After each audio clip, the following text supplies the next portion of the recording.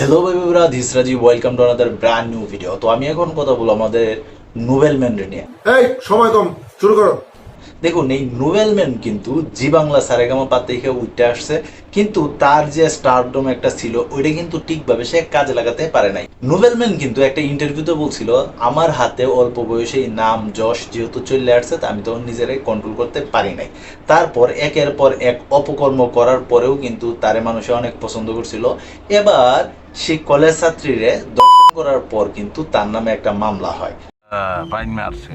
এবং তার ভিতরেই কিন্তু একবারে ঢুকায় দেয়। কিন্তু নোবেলম্যান কিন্তু এখন জামিনে বাহিরে আছে। কেন আছে? শোনা যাইতেছে তারা কিন্তু কারাগারের ভিতরে কিন্তু বিয়া শাদিরা হয়ে গেছিল, মানে ওই মেয়ের সঙ্গে আদালত থেকে রায় দিছিল, তখন কিন্তু ওদের বিয়া শাদিরা হয়ে গেছে। কিন্তু বিয়ার মাত্র 4 দিন পরেই শোনা যায় যে নোবেলম্যান নাকি এবার বাবা হইতে চলতেছে। ওনার ওয়াইফের দাম্পত্য জীবনে একটা সুখবর আছে, সেটার বয়স হচ্ছে 4 মাস। তো কনগ্রাচুলেশন। তবে যাই হোক, বিয়ার 4 দিন পরে কিভাবে বাবা হয়, তার মানে ঘটনাটা সঠিক। তখন কিন্তু আমাদের নোবেলম্যানের ওয়াইফেই কিন্তু আবার সেই জামিনের জন্য আবেদন করে এবং তারে বাহিরে নিয়ে আসে। জামিন চাইছি, জামিন পাইছি, এটা আমরা খুশি। তো এখন পর্যন্ত আমি যতটুকু জানছি বা আমি এখন পর্যন্ত নিউজ ঘাটাঘাটি করে যতটুকু বুঝতে পারছি যে তাদের মধ্যে একটা মিউচুয়াল হয়ে গেছে গা। তো সেই মিউচুয়ালের কারণেই কিন্তু তারা দুজন এখন বাহিরে আছে।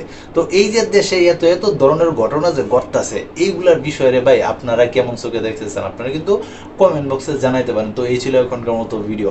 তোমরা যারা এই ধরনের ভিডিও দেখতে পছন্দ করো অবশ্যই চ্যানেলটাকে সাবস্ক্রাইব করে পাশে থাকতে পারো। তো এই ছিল এখনকার মতো ভিডিও। তো সবাই ভালো থাকবে, সুস্থ থাকবে, কাছের মানুষটা ভালো রাখবে। ধন্যবাদ সবাইকে।